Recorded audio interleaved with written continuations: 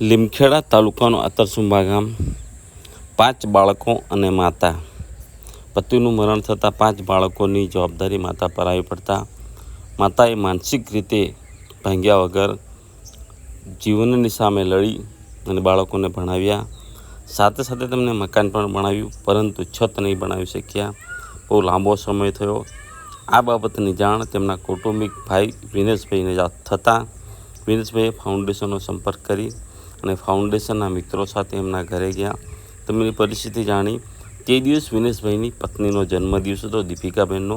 તેમને બેનને વચન આપ્યું કે અમે તમારા મકાનના પતરા આપીશું. એટલે તેમણે તેમની ધર્મપત્નીના જન્મદિવસ નિમિત્તે તેમને પત્ર આપવાનું વચન આપ્યું. ત્યારબાદ અમે પૂરેપૂરું મકાનનું સર્વે કરી અને પતરાની ખરીદી કરી, જેમાં સંપૂર્ણપણે પેમેન્ટ વિનેશભાઈએ ચૂક્યું. જોકે ફાઉન્ડેશન પણ તૈયાર હતું મદદ કરવા માટે, પરંતુ સંપૂર્ણ પૈસા વિનેશભાઈએ આપ્યા.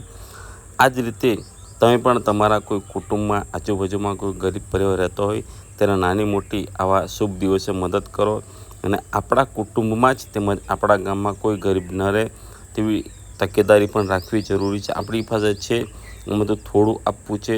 કોઈકને આપવાથી એનું ઘર ચાલે, એનો પરિવાર ખુશ રહે, એ જ અમારી પણ લાગણી છે. તો ફરી એકવાર સૌ મિત્રોને અમારી આવી વિનંતી છે કે આવા પરિવારને મદદ કરતા રહો. સૌ મિત્રોને નમસ્કાર. આજે આપણે લીમખેડા તાલુકાના આતરસુંબા ગામમાં છીએ. એક વિધવા બેન છે, જેમના પતિનું કોરોના સમય દરમિયાન મોત થયું હતું.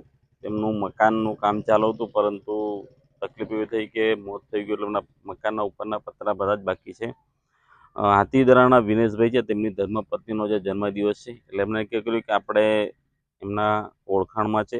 આ વાત આપણી પાસે ઘણા સમયથી હતી, પરંતુ રહી ગઈ હતી. એટલે આજે આપણે દીપિકાબેનના જન્મદિવસ નિમિત્તે વિનેશભાઈ આ મકાનના સંપૂર્ણ પત્ર આપશે. આપણે બેનને પૂછ્યું કે તે કેટલા સમયથી આ મકાનમાં રહે છે અને તેમનું પતિનું મરણ ક્યારે થયેલું. બેન, શું નામ છે તમારું? નંદાબેન. કેટલા સમયથી આ મકાનમાં રહો છો? કેટલો સમય થયો? ચોમાસું આખો કાઢી નાખ્યો. બરાબર છે. કેટલા બાળકો છે? 5. 5 બાળકો. ભણે છે? ભણે છે, 3 ભણે છે ને આ નાનું છે ને આ નપાસ થયો. 5 બાળકો છે. હવે વિનેશભાઈ તરફથી આપણને પત્ર મળે છે અને કદાચ જો વધારે ઊંચું કરવાનું થશે આપણા ફાઉન્ડેશનમાંથી સહકાર આપશું. એટલે સૌ મિત્રોને ફરી એકવાર વિનંતી છે કે આવા કોઈ આપણી આસપાસ હોય તો અમને માહિતી આપજો.